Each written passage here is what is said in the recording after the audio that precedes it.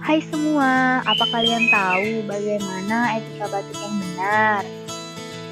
Mengapa ya etika batuk itu sangat penting?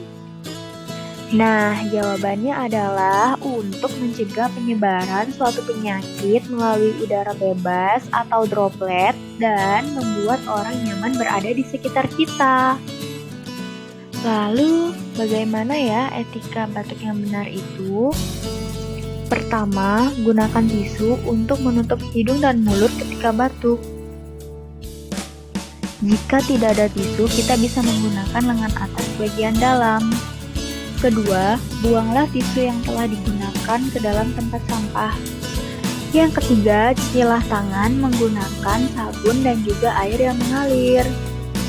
Yang keempat, gunakanlah masker agar penyakitnya tidak menular kepada orang lain.